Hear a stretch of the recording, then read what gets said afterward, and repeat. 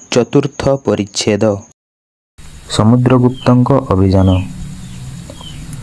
ଗୁପ୍ତବଂଶୀୟ ମହାରାଜା ସମୁଦ୍ରଗୁପ୍ତଙ୍କର ଦାକ୍ଷିଣାତ୍ୟ ଅଭିଯାନ ସମ୍ପର୍କରେ ପ୍ରୟାଗ ସ୍ତମ୍ଭଲିପିରେ ଯେଉଁ ସମସ୍ତ ବିବରଣୀ ଖୋଦିତ ହୋଇଅଛି, ସେଥିରୁ ଜଣାଯାଏ ଯେ ତାଙ୍କର ସୈନ୍ୟବାହିନୀ କୋଶଳର ମହେନ୍ଦ୍ର ନାମକ ରାଜାଙ୍କୁ ପ୍ରଥମେ ଯୁଦ୍ଧରେ ପରାସ୍ତ କରି ମହାକାନ୍ତାରରେ ପ୍ରବିଷ୍ଟ ହେଲେ।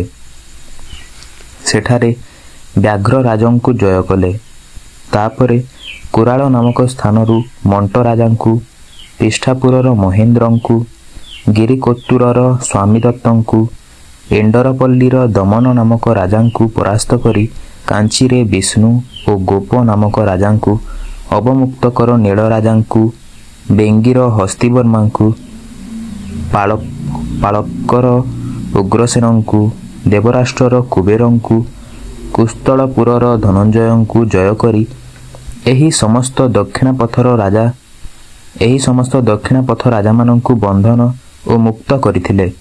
ତାଙ୍କର ସେହି ଅଭିଯାନ ଯେଉଁ ପଥରେ ଚାଳିତ ହୋଇଥିଲା, ତାହାର ଅର୍ଦ୍ଧେକ ଭାଗ ଆଧୁନିକ ଓଡ଼ିଶା ପ୍ରଦେଶର ଅନ୍ତର୍ଗତ ଦକ୍ଷିଣ କୋଶଳ ଅର୍ଥାତ୍ ପଶ୍ଚିମ ଓଡ଼ିଶାର କେତେକ ଅଂଶ କୋଶଳ ନାମରେ ଅଭିହିତ କରାଯାଇଛି। ଏହାପରେ ସମୁଦ୍ରଗୁପ୍ତ ଯେଉଁ ମହାକାନ୍ତାର ନାମକ ପ୍ରଦେଶ ଅତିକ୍ରମ କରିଥିଲେ, ତାହା କଳାହାଣ୍ଡି, କୋରାପୁଟ ଓ ଗଞ୍ଜାମର ଅରଣ୍ୟ ରାଜ୍ୟ ବୋଲି ଜଣାଯାଏ। ଏହାପରେ ସେ ନୟାଗଡ଼ ଅଞ୍ଚଳର ଶରଣକୂଳ ନିକଟସ୍ଥ କୁରାଳ ନାମକ ସ୍ଥାନରେ ପ୍ରବେଶ କରି ସେଠାର ମଣ୍ଟରାଜଙ୍କୁ ଜୟ କରିଥିବାରୁ ସେଠାରୁ ସମୁଦ୍ର କୂଳବର୍ତ୍ତୀ କଳିଙ୍ଗ ରାଜ୍ୟରେ ସେ ଅଭିଯାନ କରିଥିବା ପ୍ରମାଣିତ ହୁଏ। କାରଣ କଳିଙ୍ଗରେ ହିଁ ପିଷ୍ଠାପୁର, ମହେନ୍ଦ୍ରଗିରି, କତ୍ତୁର, ଏଣ୍ଡରପଲ୍ଲୀ, ଦେବରାଷ୍ଟ୍ର, କୁସ୍ତଳପୁର ପ୍ରଭୃତି କ୍ଷୁଦ୍ର ରାଜ୍ୟଗୁଡ଼ିକ ଅବସ୍ଥିତ ଥିଲା। ଏହି ରାଜ୍ୟଗୁଡ଼ିକର ନାମ କଳିଙ୍ଗର ପ୍ରାଚୀନ ଗଙ୍ଗବଂଶୀୟ ରାଜାମାନଙ୍କ ତାମ୍ରଶାସନଗୁଡ଼ିକରେ ଉଲ୍ଲିଖିତ ହୋଇଅଛି। ଖାରବେଳଙ୍କ ପରେ କୌଣସି ବିଶେଷ କାରଣରୁ କଳିଙ୍ଗ ରାଜ୍ୟଟି କେତେକ କ୍ଷୁଦ୍ର କ୍ଷୁଦ୍ର ସାମନ୍ତ ରାଜ୍ୟରେ ପରିଣତ ହୋଇଥିଲା। ତା ନ ହେଲେ ଯଦି କଳିଙ୍ଗରେ କୌଣସି ପରାକ୍ରମଶାଳୀ ରାଜବଂଶ ରାଜତ୍ୱ କରୁଥାନ୍ତେ, ତାହେଲେ ତାଙ୍କ ସହିତ ସମୁଦ୍ରଗୁପ୍ତଙ୍କର ଯୁଦ୍ଧ ସମ୍ଭବ ହୋଇଥାନ୍ତା। ପୁଣି ସେ ପ୍ରସଙ୍ଗ ନିଶ୍ଚିତ ଭାବରେ ପ୍ରୟାଗ ସ୍ତମ୍ଭଲିପିରେ ବର୍ଣ୍ଣିତ ହୁଅନ୍ତା। ସମୁଦ୍ରଗୁପ୍ତଙ୍କର ଅଭିଯାନ ପରେ ସମଗ୍ର କଳିଙ୍ଗ ଏବଂ ସେଥିର ଉତ୍ତର ଓ ପଶ୍ଚିମାଞ୍ଚଳ ମଧ୍ୟ ଗୁପ୍ତ ସାମ୍ରାଜ୍ୟର ଅନ୍ତର୍ଭୁକ୍ତ ହୋଇଥିଲା। କିନ୍ତୁ ପରବର୍ତ୍ତୀ କାଳରେ ରାଜନୈତିକ ସଂଘର୍ଷ ଏହି ରାଜ୍ୟଗୁଡ଼ିକରେ ବୃଦ୍ଧି ଲାଭ କଲା। ଏହା ଫଳରେ କଳିଙ୍ଗ ପୁନର୍ବାର ମାଠର ଓ ପ୍ରାଚୀନ ଗଙ୍ଗବଂଶୀୟ ରାଜାମାନଙ୍କର ଶାସନାଧୀନ ହୋଇ ରହିଲା। କିନ୍ତୁ ସେଥିର ପୂର୍ବୋତ୍ତର ଭାଗରେ ବହୁ କାଳ ପର୍ଯ୍ୟନ୍ତ ଗୁପ୍ତବଂଶୀୟ ରାଜାମାନଙ୍କ ନିଯୁକ୍ତ ଶାସକମାନେ ତାହା ଅଧିକାର କରିଥିଲେ। ତେଣୁ ଖ୍ରୀଷ୍ଟୀୟ ସପ୍ତମ ଶତାବ୍ଦୀ ଆରମ୍ଭ କାଳ ପର୍ଯ୍ୟନ୍ତ ସେଠାର ରାଜାମାନେ ଗୁପ୍ତାବ୍ଦ ବ୍ୟବହାର କରି ଆନୁଗତ୍ୟ ସ୍ୱୀକାର କରିଥିଲେ। କଳିଙ୍ଗରେ ମାଠର ରାଜବଂଶ। ସମୁଦ୍ରଗୁପ୍ତଙ୍କ ଅଭିଯାନ ପରେ ମହେନ୍ଦ୍ରାଚଳର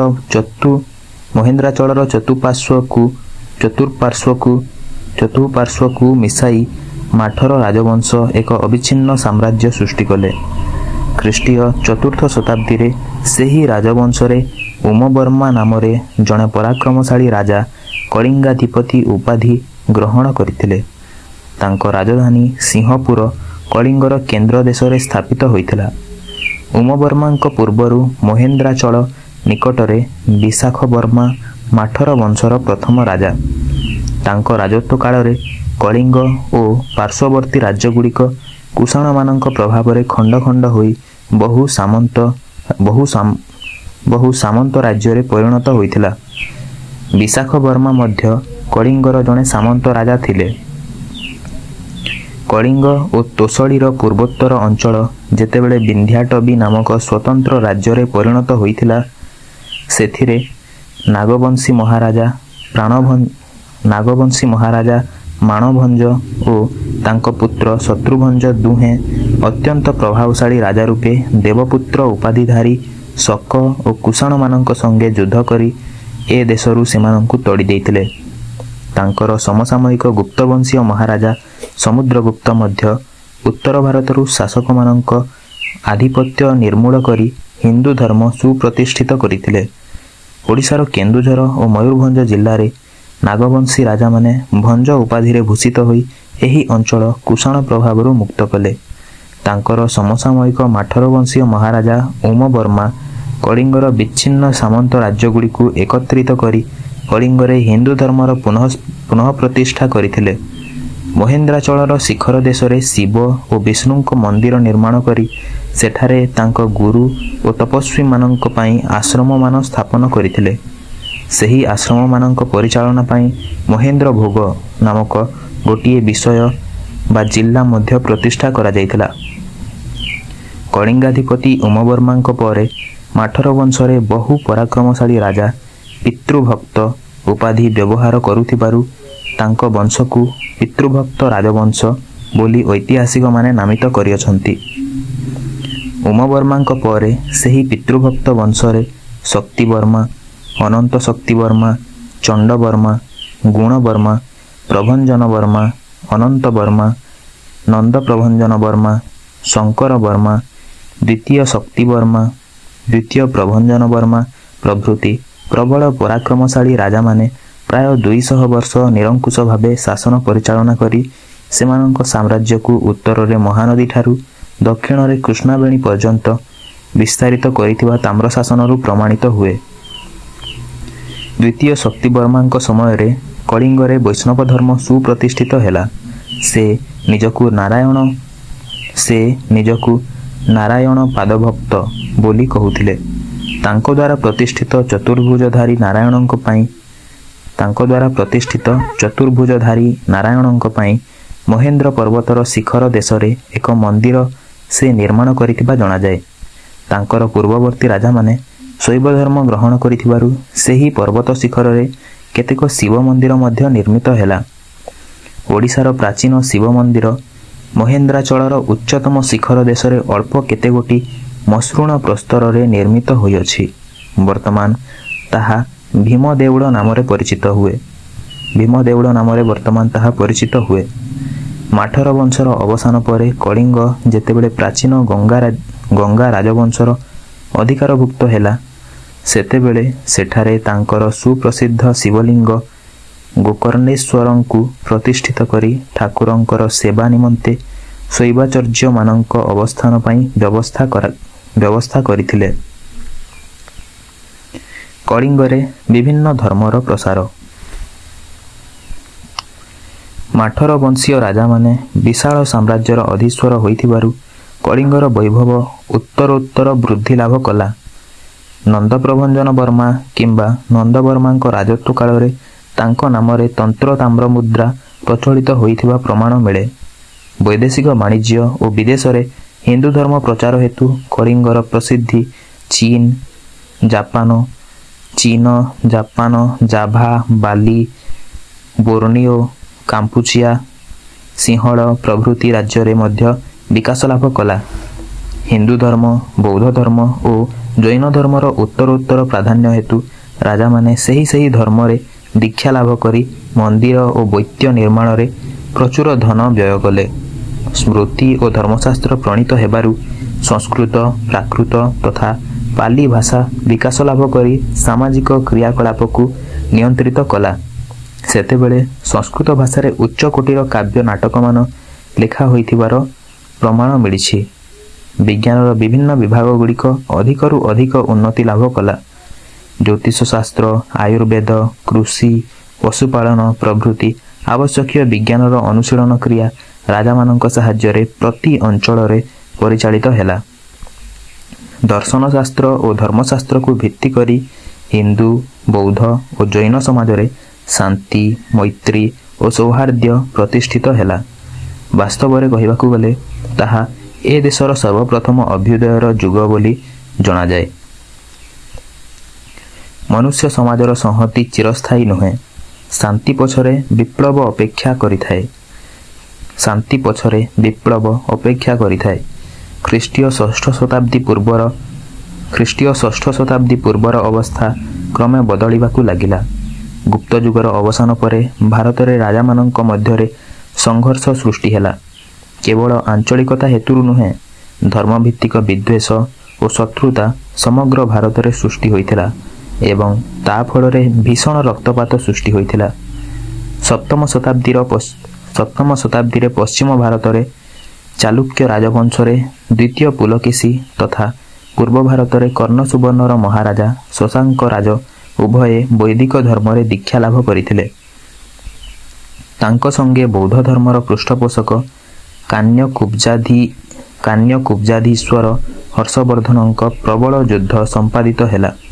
ତାହାର ପରିଣାମ ସ୍ୱରୂପ କେତେକ ପ୍ରାଚୀନ ରାଜବଂଶର ବିଲୋପ ସଙ୍ଗେ ନୂତନ ରାଜବଂଶ କଳିଙ୍ଗରେ ପ୍ରତିଷ୍ଠିତ ହେଲା। ମାଠରବଂଶୀୟ ରାଜାମାନଙ୍କ ତିରୋଧାନ ପରେ ସେମାନଙ୍କ ଅଧିକୃତ ମହାନଦୀଠାରୁ କୃଷ୍ଣାବେଣୀର ମଧ୍ୟବର୍ତ୍ତୀ ସାମ୍ରାଜ୍ୟ ତିନି ଭାଗରେ ବିଭକ୍ତ ହେଲା। ମାଠରବଂଶୀୟ ରାଜାମାନଙ୍କ ତିରୋଧାନ ପରେ ସେମାନଙ୍କ ଅଧିକୃତ ମହାନଦୀଠାରୁ କୃଷ୍ଣାବେଣୀର ମଧ୍ୟବର୍ତ୍ତୀ ସାମ୍ରାଜ୍ୟ ତିନି ଭାଗରେ ବିଭକ୍ତ ହେଲା।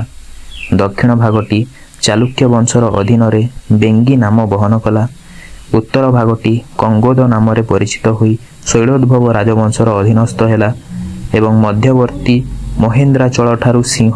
ମହେନ୍ଦ୍ରାଚଳଠାରୁ ସିଂହାଚଳ ପର୍ଯ୍ୟନ୍ତ ଭାଗ ପ୍ରାଚୀନ ଗଙ୍ଗା ବଂଶର ଶାସନାଧୀନ ହୋଇ କଳିଙ୍ଗ ନାମରେ ପରିଚିତ ହେଲା।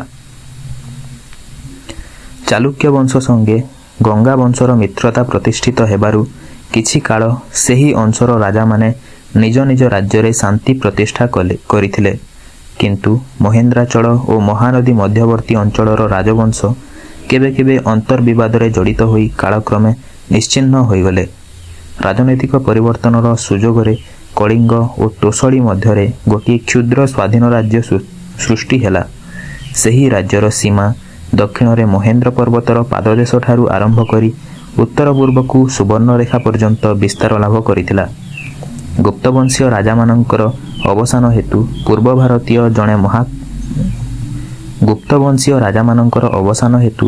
ପୂର୍ବ ଭାରତୀୟ ଜଣେ ମହାପରାକ୍ରମଶାଳୀ ରାଜା ଓଡ଼ିଶାର ପୂର୍ବାଞ୍ଚଳ ଅର୍ଥାତ୍ ତୋଷଳୀ ରାଜ୍ୟ ସମେତ କଙ୍ଗୋଦରେ ଆଧିପତ୍ୟ ବିସ୍ତାର କଲେ। ସେ ହେଉଛନ୍ତି କର୍ଣ୍ଣସୁବର୍ଣ୍ଣର ବ୍ରାହ୍ମଣ୍ୟ ଧର୍ମାବଲମ୍ବୀ ମହାରାଜା ଶଶାଙ୍କ ରାଜ।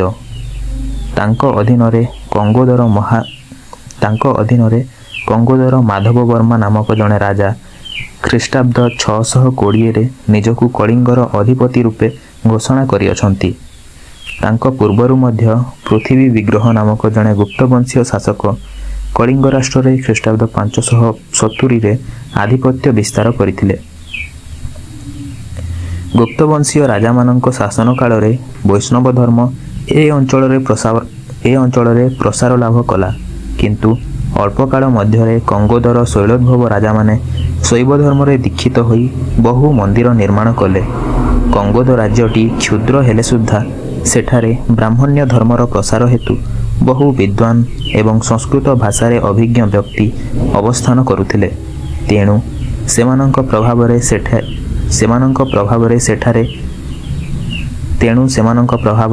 ସେଠା ଲୋକଙ୍କର ଭାଷାରେ ଆର୍ଯ୍ୟ ଭାଷା ଓ ସଂସ୍କୃତିର ପ୍ରଭାବ ପଡ଼ିଥିବା ବିଷୟ ଚୀନ ପରିବ୍ରାଜକ ହୁଏନ୍ସାଂଙ୍କ ବିବରଣୀରୁ ଜଣାଯାଏ। ହୁଏନ୍ସାଂଙ୍କ କଳିଙ୍ଗ ଭ୍ରମଣ ଓ ଦେଶ ବିଭାଗ ବର୍ଣ୍ଣନା। ଖ୍ରୀଷ୍ଟୀୟ ସପ୍ତମ ଶତାବ୍ଦୀରେ କଳିଙ୍ଗ ଓ କୋଶଳ ରାଜ୍ୟରେ ଧର୍ମର ଯେଉଁ ପରିବର୍ତ୍ତନ ଘଟିଲା ଏବଂ ପ୍ରାଚୀନ ବୌଦ୍ଧ ଧର୍ମର ପତନ ଦେଖାଗଲା, ସେତିକିବେଳେ ହୁଏନ୍ସାଂଙ୍କ ଲିଖିତ ବିବରଣୀରୁ ଜଣାଯାଏ ଯେ ଅଶୋକ ଓ ଖାରବେଳଙ୍କର ଶାସିତ କଳିଙ୍ଗ ରାଜ୍ୟ ତିନୋଟି ବିଶିଷ୍ଟ ଭାଗରେ ବିଭକ୍ତ ହୋଇ ସ୍ୱାତନ୍ତ୍ର୍ୟ ଲାଭ କରିଥିଲା। ପ୍ରଥମଟି ଉଡ୍ର ଦେଶ, ଯାହାକି ତୋଷଳୀ ନାମରେ ମଧ୍ୟ ଆଖ୍ୟାତ ହୁଏ। ଦ୍ୱିତୀୟଟି କଙ୍ଗୋଦ ଏବଂ ତୃତୀୟଟି କଳିଙ୍ଗ। ସେ ଏହି ତିନୋଟି ରାଜ୍ୟ ସହିତ ଦକ୍ଷିଣ କୋଶଳ ଅର୍ଥାତ୍ ପଶ୍ଚିମ ଓଡ଼ିଶା ସମ୍ବନ୍ଧରେ ଯେଉଁ ବର୍ଣ୍ଣନା ଦେଇଛନ୍ତି ତାହା ହେଲା, ପୂର୍ବ ଭାରତରେ ଅବସ୍ଥିତ କର୍ଣ୍ଣସୁବର୍ଣ୍ଣ ନାମକ ଗୋଟିଏ ନଗରୀରୁ ଯାତ୍ରା କରି ସେ ତାମ୍ରଲିପ୍ତି ନାମକ ବନ୍ଦରରେ ପହଞ୍ଚିଲେ। ସେଠାରୁ ଉତ୍ତର ପଶ୍ଚିମ ଦିଗକୁ 700 କିଲୋମିଟର ଯାତ୍ରା କଲାପରେ ଉଡ୍ର ବା ଉଚ୍ଚା ନାମକ ରାଜ୍ୟରେ ସେ ପ୍ରବିଷ୍ଟ ହେଲେ। ଏହି ରାଜ୍ୟଟି ଆଧୁନିକ ବାଲେଶ୍ୱରଠାରୁ ଯାଜପୁର ପର୍ଯ୍ୟନ୍ତ ବିସ୍ତୃତ ବୋଲି ଜଣାଯାଏ। ତାମ୍ରଶାସନମାନଙ୍କରୁ ଜଣାଯାଇଛି ଯେ ତୋଷଳୀ ରାଜ୍ୟରେ ଉଡ୍ର ନାମକ ଗୋଟିଏ ବିଷୟ ବା ଜିଲ୍ଲା ଥିଲା। ସେଠାରେ ହୁଏନ୍ସାଂ ପୁଷ୍ପଗିରି ନାମକ ମହାବିହାରରେ ପ୍ରବିଷ୍ଟ ହୋଇଥିଲେ। ଏଠାରୁ ଉତ୍ତରକୁ ଗୋଟିଏ ପର୍ବତ ଉପରେ ବୌଦ୍ଧ ବିହାର ସଂସ୍ଥାପିତ ହୋଇଥିବା କଥା ସେ ଉଲ୍ଲେଖ କରିଅଛନ୍ତି। ବିଦ୍ୱାନମାନଙ୍କ ମତରେ ତାହା ଲଳିତଗିରି ବା ନଳିତଗିରି ନାମରେ ବର୍ତ୍ତମାନ ପରିଚିତ ହୁଏ। ଏଠାରେ ମଧ୍ୟ ବୌଦ୍ଧ ବିହାରର ଅବସ୍ଥିତି ସଙ୍ଗେ ବହୁ ସଂଖ୍ୟାରେ ବୌଦ୍ଧ ସ୍ଥାପତ୍ୟମାନ ରହିଛି। ସେଠାରୁ ସମୁଦ୍ର କୂଳବର୍ତ୍ତୀ ଚାରିତ୍ୟ ନାମକ ବନ୍ଦରରେ ସେ ପ୍ରବିଷ୍ଟ ହେଲେ। କେତେକଙ୍କ ମତରେ ତାହା ଚିତ୍ରୋତ୍ପଳା ଓ ମହାନଦୀର ସଙ୍ଗମ ସ୍ଥାନ ହୋଇଥିବା ସମ୍ଭବ। ଚାରିତ୍ର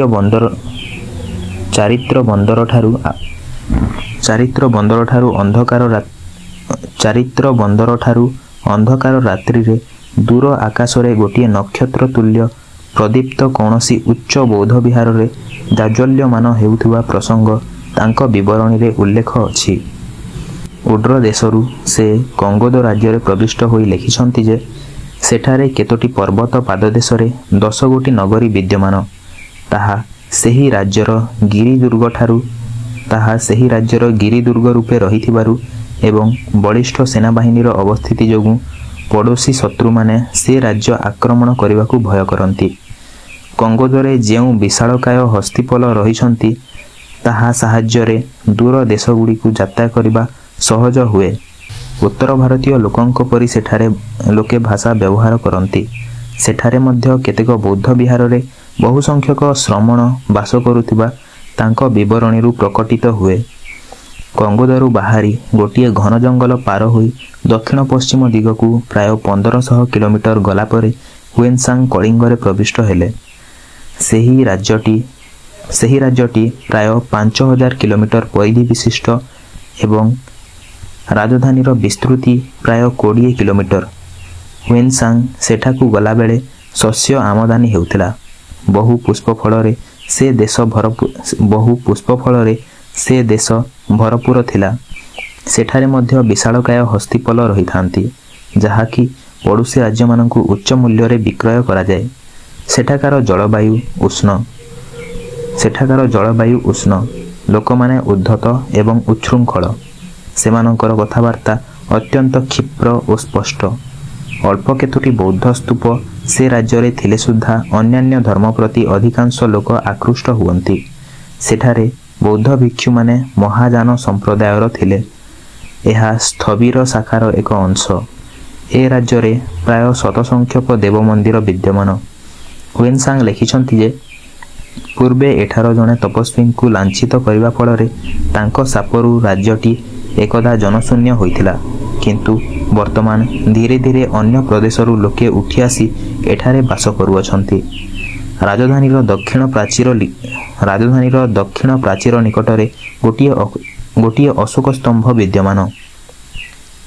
ଉତ୍ତର ପାର୍ଶ୍ୱସ୍ଥ ଏକ ପର୍ବତରେ 100 ଫୁଟ ଉଚ୍ଚର ଗୋଟିଏ ବୌଦ୍ଧ ସ୍ତୂପ ଦେଖାଯାଏ। ସେଠାରେ କଳ୍ପାଧିକ କାଳରୁ ପ୍ରତ୍ୟେକ ବୌଦ୍ଧ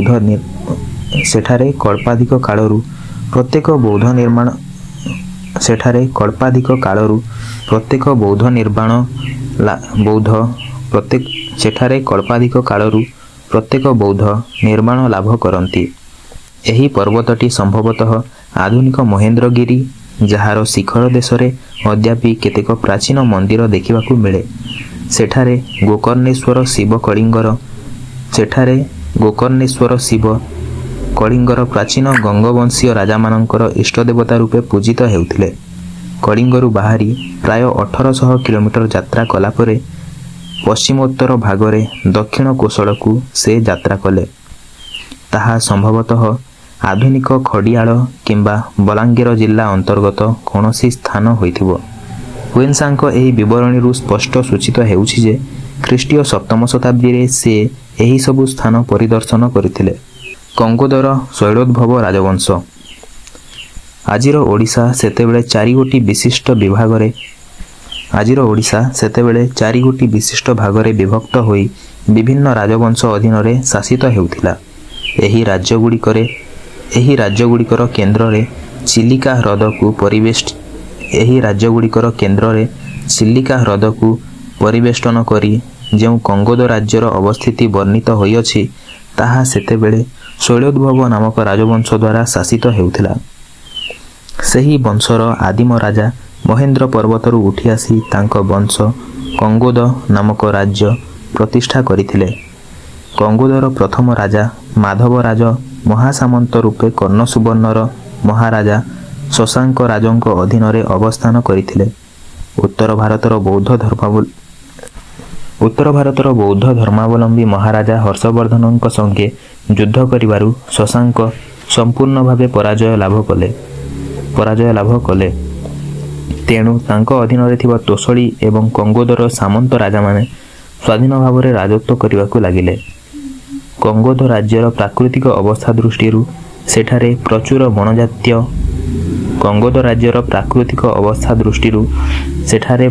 ବନ୍ୟଜାତ ଦ୍ରବ୍ୟ ଏବଂ ହସ୍ତିଦନ୍ତ ବାଣିଜ୍ୟ ଉଦ୍ଦେଶ୍ୟରେ ବହୁ ଦୂର ଦେଶକୁ ରପ୍ତାନି କରାଯାଉଥିଲା।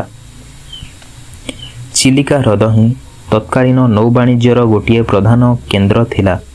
ସେଠାରୁ ବାଣିଜ୍ୟ ଉଦ୍ଦେଶ୍ୟରେ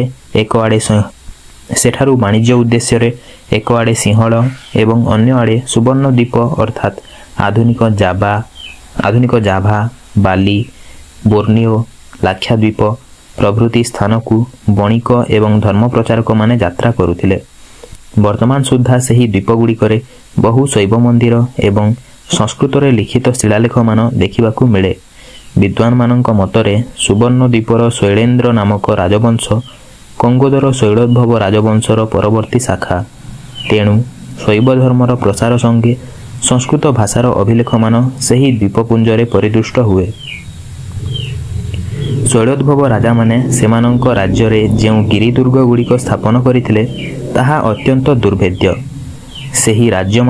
ସେହି ରାଜାମାନଙ୍କ ତାମ୍ରଶାସନରୁ ଜଣାଯାଏ ଯେ ଦକ୍ଷିଣ କୋଶଳର ବିଶାଳ ସୈନ୍ୟବାହିନୀକୁ ସଙ୍ଗରେ ନେଇ ତତ୍ରସ୍ଥ ତିବିର ଦେବ ନାମକ ଜଣେ ପ୍ରଖ୍ୟାତ ରାଜା କଙ୍ଗୋଦରେ ଯୁଦ୍ଧ କରି ପରାସ୍ତ ହୋଇ ସ୍ୱଦେଶକୁ ପଳାୟନ କରିଥିଲେ। ଏ ସମ୍ବନ୍ଧରେ ତାମ୍ରଶାସନମାନଙ୍କରେ ଲେଖା ଅଛି, ଅଜଶୋଭିତ ମଧ୍ୟମ ରାଜଙ୍କ ମୃତ୍ୟୁ ପରେ ତାଙ୍କର ଦୁଇ ପୁତ୍ର ଧର୍ମରାଜ ଓ ମାଧବଙ୍କ ମଧ୍ୟରେ ସିଂହାସନ ଅଧିକାର ନେଇ ଯୁଦ୍ଧ ହେଲା। ଜ୍ୟେଷ୍ଠ ଭ୍ରାତା ଧର୍ମରାଜଙ୍କୁ ବଳପୂର୍ବକ ତଡ଼ି ଦେଇ କନିଷ୍ଠ ଭ୍ରାତା ରାଜତ୍ୱ କରିବାରୁ ରାଜ୍ୟରେ ଘୋର ଅଶାନ୍ତି ସୃଷ୍ଟି ହେଲା। ଖଣ୍ଡପାଳ ଓ ରାଜକର୍ମଚାରୀମାନେ ମାଧବଙ୍କ ସେହି ଅନ୍ୟାୟ ଅଧିକାରକୁ ସ୍ୱୀକାର କଲେ ନାହିଁ, କିନ୍ତୁ ସୈନ୍ୟ ଓ ସେନାପତିମାନେ ଦୁଇ ଭାଗରେ ବିଭକ୍ତ ହୋଇଗଲେ। ସେତିକିବେଳେ ପରିସ୍ଥିତିର ସୁବିଧା ନେଇ ଦକ୍ଷିଣ କୋଶଳର ପାଣ୍ଡୁବଂଶୀୟ ମହାରାଜା ତିବର ଦେବ ସେଥିରେ ଅଂଶଗ୍ରହଣ କଲେ। ତାଙ୍କଠାରୁ ସାହାଯ୍ୟ ପାଇ ମାଧବ ଯୁଦ୍ଧ କରିବାକୁ ପ୍ରସ୍ତୁତ ହେଲେ। ଗଞ୍ଜାମ ଆଠଗଡ଼ର ଫାସି ନାମକ ଗ୍ରାମ ନିକଟରେ ରଣକ୍ଷେତ୍ର ପ୍ରସ୍ତୁତ ହେଲା। ଉଭୟ ପକ୍ଷରୁ ଘୋର ଯୁଦ୍ଧ ହେଲା। ସେହି ଯୁଦ୍ଧରେ ଦୁଇଥର ମାଧବ ଓ ତିବର ଦେବ ଉଭୟେ ପରାଜିତ ହେବାରୁ ବିଜୟୀ ଧର୍ମରାଜ କଙ୍ଗୋଦର ସିଂହାସନ ଲାଭ କଲେ। ତିବର ଦେବଙ୍କ ଆଶା ବ୍ୟର୍ଥ ହେଲା। ସେହି ଯୁଦ୍ଧରେ ପରାଜିତ ହେବାରୁ ମାଧବ ତାଙ୍କ ରାଜ୍ୟର ବିନ୍ଧ୍ୟ ପାଦରେ ଆଶ୍ରୟ ନେଇ ସେଠାରେ ଜୀବନଯାପନ କରିଥିଲେ। କଙ୍ଗୋଦର ରାଜଶକ୍ତି କ୍ରମେ କ୍ଷୟ ହେବାକୁ ଲାଗିଲା। ଏହା ସେହି ଗୃହଯୁଦ୍ଧର ପରିଣାମ ବୋଲି କହିଲେ ଅତ୍ୟୁକ୍ତି ହେବ ନାହିଁ। ଶୈଳୋଦ୍ଭବ ରାଜବଂଶାବଳୀ। ପୁଳିନ୍ଦ ସେନ, ତାଙ୍କ ପରେ ଶୈଳୋଦ୍ଭବ, ତାଙ୍କ ପରେ ଅରଣଭିତ, ତାଙ୍କ ପରେ ମାଧବରାଜ ପ୍ରଥମ, ତାଙ୍କ ପରେ ଶ୍ରୀ ସୈନ୍ୟଭିତ ପ୍ରଥମ, ତାପରେ ଅଜଶୋଭିତ ପ୍ରଥମ, ତାପରେ ମାଧବରାଜ ଦ୍ୱିତୀୟ, ତାଙ୍କ ପରେ ଶ୍ରୀ ସୈନ୍ୟଭିତ ଦ୍ୱିତୀୟ, ଯିଏକି ଖ୍ରୀଷ୍ଟାବ୍ଦ 620ର ଥିଲେ, ତାଙ୍କ ପରେ ଅଜଶୋଭିତ ଦ୍ୱିତୀୟ ଏବଂ ମଧ୍ୟମରାଜ ପ୍ରଥମ, ଏବଂ ତାଙ୍କ ପରେ ଦୁଇ ଭାଗରେ ବିଭକ୍ତ ହୋଇଯାଏ ଧର୍ମରାଜ ଶ୍ରୀମାନଭିତ ଏବଂ ମାଧବ ତୃତୀୟ ଭିତରେ। ଧର୍ମରାଜ ଶ୍ରୀମାନଭିତଙ୍କ ପରେ ମଧ୍ୟମରାଜ ଦ୍ୱିତୀୟ ଆସନ୍ତି ଏବଂ ଆହୁରି ଗୋଟିଏ ଅଲ୍ଲବରାଜ ଏବଂ ଅଲ୍ଲବରାଜଙ୍କ ପରେ ତୈଳପ। ଶୈଳୋଦ୍ଭବ ରାଜାମାନେ ଦରବାରରେ ବିଶିଷ୍ଟ ବ୍ରାହ୍ମଣ ପଣ୍ଡିତମାନଙ୍କୁ ସଂରକ୍ଷିତ କରି ସେମାନଙ୍କ ଦ୍ୱାରା ଯଜ୍ଞାଦି ଧର୍ମ ଅନୁଷ୍ଠାନ କରୁଥିଲେ। ସେହି ପଣ୍ଡିତମାନଙ୍କ ଦ୍ୱାରା ଅତି ସୁନ୍ଦର ଭାବେ ରାଜବଂଶର ପ୍ରଶସ୍ତି ସଂସ୍କୃତ ଶ୍ଳୋକରେ ଲେଖାଯାଇ ତାମ୍ର ଶାସନମାନଙ୍କରେ ଖୋଦିତ କରାଯାଇଛି। ପାର୍ବତୀୟ ଆଶ୍ରମଗୁଡ଼ିକରେ ଶାସ୍ତ୍ରଜ୍ଞ ପଣ୍ଡିତମାନେ ଏବଂ ବୌଦ୍ଧ ଓ ଜୈନ ଭିକ୍ଷୁମାନେ ଅବସ୍ଥାନ କରି ଯୋଗାଭ୍ୟାସ କରୁଥିବା ପ୍ରସଙ୍ଗ ସେହି ରାଜପ୍ରଶସ୍ତି ଗୁଡ଼ିକରୁ ଜଣାଯାଏ। ବହୁ ବ୍ରାହ୍ମଣ ଶାସନ ପ୍ରତିଷ୍ଠା କରିବାରୁ ବ୍ରାହ୍ମଣ୍ୟ ଧର୍ମ ପ୍ରତି ସେମାନଙ୍କର ଅଟଳ ବିଶ୍ୱାସ ଏବଂ ଶୈବ ଧର୍ମ ପ୍ରତି ସେମାନଙ୍କର ଅତ୍ୟନ୍ତ ଆଗ୍ରହ ପ୍ରମାଣିତ ହେଉଛି। ଖ୍ରୀଷ୍ଟୀୟ ଅଷ୍ଟମ ଶତାବ୍ଦୀ ଆରମ୍ଭରେ ଶୈଳୋଦ୍ଭବ ରାଜବଂଶର ପତନ ହେଲା। ଗୃହ ବିବାଦ ହେତୁ ରାଜ୍ୟଟି ପରବର୍ତ୍ତୀ ଭୌମକର ବଂଶୀୟ ରାଜାମାନଙ୍କର ହସ୍ତଗତ ହେଲା। ସମ୍ଭବତଃ ସେତିକିବେଳେ ସ୍ୱୀୟ ବଂଶ ରକ୍ଷା କରିବା ଉଦ୍ଦେଶ୍ୟରେ ସେହି ରାଜବଂଶର ଗୋଟିଏ ଶାଖା ସୁଦୂର ସୁବର୍ଣ୍ଣ ଦ୍ୱୀପକୁ ପଳାୟନ କରି ସେଠାରେ ରାଜ୍ୟ ସ୍ଥାପନ କରିବାକୁ ଉତ୍ସାହିତ ହେଲେ। ତାଙ୍କ ସଙ୍ଗେ ଯେଉଁ ବ୍ରାହ୍ମଣ୍ୟ ଧର୍ମାବଲମ୍ବୀ ପଣ୍ଡିତମାନେ ସେଠାକୁ ଯାତ୍ରା କଲେ, ସେମାନଙ୍କ ସାହାଯ୍ୟରେ ଗୋଟିଏ ନୂତନ ସମାଜ ସେଠାରେ ଗଢ଼ି ଉଠିଲା। କଳିଙ୍ଗର ପ୍ରାଚୀନ ଗଙ୍ଗାବଂଶ। ପ୍ରାଚୀନ ଗଙ୍ଗାବଂଶର ଆଦିମ ରାଜା ଇନ୍ଦ୍ରବର୍ମା ପ୍ରଥମ ତାହାଙ୍କ ରାଜଧାନୀ ବଂଶଧାରା ନଦୀ କୂଳରେ ଆଧୁନିକ ମୁଖଲିଙ୍ଗସ୍ଥ ନଗରୀ କଟକଠାରେ ସ୍ଥାପନ କରି ସେଥିର ନାମ ରଖିଥିଲେ କଳିଙ୍ଗ ନଗର। ସେ ସେଠାରୁ ଶାସନ କାର୍ଯ୍ୟ ଚଳାଇବାକୁ ଯାଇ ନିଜ ବଂଶ ନାମରେ ସ୍ୱତନ୍ତ୍ର ଅବ୍ଦ ବା ସମ୍ବତ ପ୍ରବର୍ତ୍ତିତ କରିଥିଲେ। ସେହି ଗଙ୍ଗା ସମ୍ବତ ପ୍ରାୟ 500 ବର୍ଷ ପର୍ଯ୍ୟନ୍ତ କଳିଙ୍ଗରେ ପ୍ରଚଳିତ ହୋଇଥିଲା। ସେଥିର ଆରମ୍ଭ କାଳ କେତେକ ଐତିହାସିକଙ୍କ ମତରେ ଖ୍ରୀଷ୍ଟୀୟ 498 ଏବଂ ଆଉ କେତେକଙ୍କ ମତରେ ଖ୍ରୀଷ୍ଟୀୟ 626। ସେ ଯାହା ହେଉ, କଳିଙ୍ଗରେ ମାଠର ବଂଶର ଅବସ୍ଥାନ ପରେ ବେଙ୍ଗୀ ରାଜ୍ୟ ଚାଲୁକ୍ୟ ରାଜବଂଶର ହସ୍ତଗତ ହେଲାବେଳେ ଗଙ୍ଗା ବଂଶ କଳିଙ୍ଗରେ ପ୍ରତିଷ୍ଠିତ ହେବା ସମ୍ଭବ। ସେମାନେ ଶୈବ ଉପାସକ ହୋଇଥିବାରୁ ସେମାନଙ୍କ ଇଷ୍ଟଦେବତା ମହେନ୍ଦ୍ରାଚଳ ଶିଖରରେ ପ୍ରତିଷ୍ଠିତ ଗୋକର୍ଣ୍ଣେଶ୍ୱରଙ୍କୁ ପ୍ରଥମେ ସ୍ତୁତି କରି ସମସ୍ତ କାର୍ଯ୍ୟ ସମ୍ପାଦନ କରୁଥିଲେ। ଅତି ପ୍ରାଚୀନ ଯୁଗରୁ ମହେନ୍ଦ୍ରାଚଳ ଏକ ପୁଣ୍ୟକ୍ଷେତ୍ର ରୂପେ ପ୍ରତିଷ୍ଠା ଲାଭ କରିଥିଲା। ତେଣୁ ପାଣ୍ଡବ ପଞ୍ଚଭ୍ରାତା ବନବାସ ସମୟରେ ଲୋମସ ମୁନିଙ୍କଠାରୁ ଉପଦେଶ ପାଇ ମହେନ୍ଦ୍ର ପର୍ବତ ଆରୋହଣ କରିଥିଲେ ବୋଲି ମହାଭାରତ ଗ୍ରନ୍ଥରେ ଉଲ୍ଲେଖ ଅଛି। ସେହି ପର୍ବତର ଶିଖର ଦେଶରୁ ମହାବୀର ହନୁମାନ ଲଙ୍କାକୁ ଆକାଶ ପଥରେ ଯାତ୍ରା କରିଥିବା ପ୍ରସଙ୍ଗ ରାମାୟଣର କିଷ୍କିନ୍ଧାକାଣ୍ଡ ଶେଷରେ ବର୍ଣ୍ଣିତ ହୋଇଅଛି। ପୁରାଣମାନଙ୍କରୁ ଜଣାଯାଏ ଯେ ପରଶୁରାମ ପୃଥିବୀକୁ ନିକ୍ଷତ୍ରିୟ କରି ମହେନ୍ଦ୍ରରେ ଆଶ୍ରମ ସ୍ଥାପନ ପୂର୍ବକ ତପସ୍ୟା କରିଥିଲେ। ଅଦ୍ୟାପି ସେଠାରେ ପରଶୁରାମ କୁଣ୍ଡ ଏକ ପବିତ୍ର ଜଳାଶୟ ବୋଲି ଲୋକରେ ପ୍ରଚଳିତ ରହିଛି। ସେହି ମହେନ୍ଦ୍ରବଂଶୀ ରାଜାମାନେ, ଯେଉଁମାନଙ୍କ ପୂର୍ବରୁ ମାଠରବଂଶୀ ରାଜାମାନେ ଶିବଲିଙ୍ଗ ସ୍ଥାପନ କରିଥିଲେ, ତାହା ହିଁ ଗଙ୍ଗବଂଶୀ ରାଜାମାନଙ୍କ ଇଷ୍ଟଦେବତା ରୂପେ ପୂଜିତ ହେବା ଅନୁମେୟ। କାଳକ୍ରମେ ସେଠାରେ ଏକ ବିରାଟ ଦୁର୍ଗ ନିର୍ମିତ ହୋଇ ହସ୍ତୀସେନାଙ୍କୁ ଆଶ୍ରୟ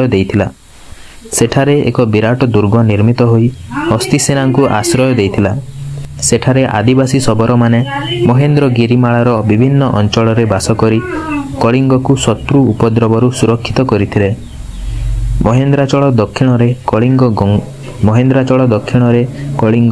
ଗଙ୍ଗା ରାଜାମାନଙ୍କ ସାମ୍ରାଜ୍ୟଠାରୁ, ଉତ୍ତରରେ କଙ୍ଗୋଦ ମଣ୍ଡଳର ଶୈଳୋଦ୍ଭବ ରାଜାମାନଙ୍କ ସାମ୍ରାଜ୍ୟଠାକୁ ପୃଥକ୍ କରୁଥିଲା। ମହେନ୍ଦ୍ରାଚଳ ଦକ୍ଷିଣରେ କଳିଙ୍ଗ ଗଙ୍ଗା ରାଜାମାନଙ୍କ ସାମ୍ରାଜ୍ୟକୁ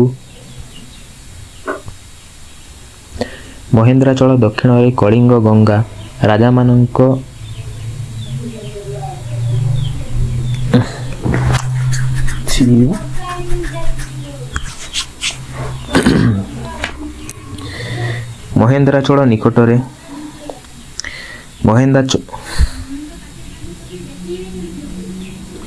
ମହେନ୍ଦ୍ରାଚଳ ଦକ୍ଷିଣରେ କଳିଙ୍ଗ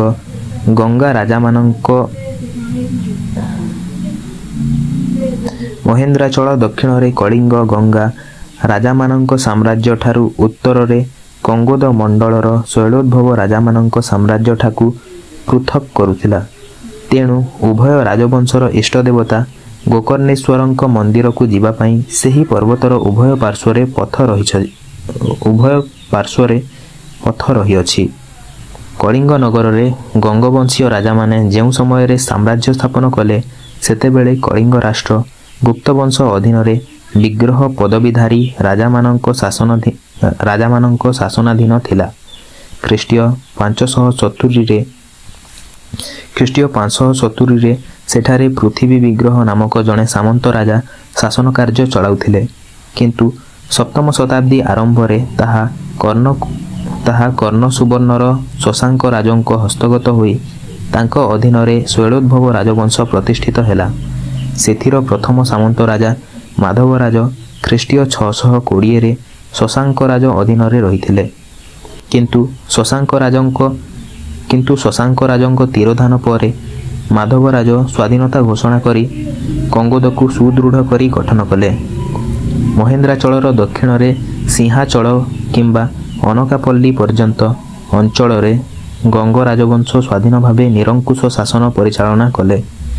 ସେ ବଂଶର ପ୍ରଥମ ରାଜା ମିତବର୍ମା ଓ ଇନ୍ଦ୍ରବର୍ମାଙ୍କ ପରେ ପ୍ରାୟ 16 ଜଣ ରାଜା ରାଜତ୍ୱ କରିଥିଲେ। ସେମାନଙ୍କର ବଂଶବୃକ୍ଷ ଏଠାରେ ପ୍ରଦତ୍ତ ହେଲା। କଳିଙ୍ଗର ଗଙ୍ଗା ରାଜାମାନଙ୍କ ବଂଶବୃକ୍ଷ: 1. ମିତବର୍ମା 2. ଇନ୍ଦ୍ରବର୍ମା ପ୍ରଥମ 3. ହସ୍ତିବର୍ମା 4. ଇନ୍ଦ୍ରବର୍ମା ଦ୍ୱିତୀୟ 5. ଦାନାର୍ଣ୍ଣବ 6. ଇନ୍ଦ୍ରବର୍ମା ତୃତୀୟ 7. ଗୁଣାର୍ଣ୍ଣବ 8. ଦେବବର୍ମା ପ୍ରଥମ, ତାପରେ 9. ଅନନ୍ତବର୍ମା ପ୍ରଥମ, 10. ଦେବେନ୍ଦ୍ରବର୍ମା ଦ୍ୱିତୀୟ, 11. ରାଜେନ୍ଦ୍ରବର୍ମା ପ୍ରଥମ, 12. ଅନନ୍ତବର୍ମା ଦ୍ୱିତୀୟ, 13. ଦେବେନ୍ଦ୍ରବର୍ମା ତୃତୀୟ, 14. ଅନନ୍ତବର୍ମା ତୃତୀୟ ଏବଂ ବଜ୍ରହସ୍ତ ପ୍ରଥମ, 15. ମଧୁକାମାର୍ଣ୍ଣବ ଉପେନ୍ଦ୍ରବର୍ମା, 16. ଅନନ୍ତବର୍ମା ଚତୁର୍ଥ ଏବଂ ବଜ୍ରହସ୍ତ ଦ୍ୱିତୀୟ, 17. ମନୁଜେନ୍ଦ୍ରବର୍ମା ମାରସିଂହ, 18. ଦେବେନ୍ଦ୍ରବର୍ମା ଚତୁର୍ଥ। ଦୀର୍ଘ 500 ବର୍ଷରୁ ଅଧିକ କାଳ କଳିଙ୍ଗ ନଗରରେ ଯେଉଁ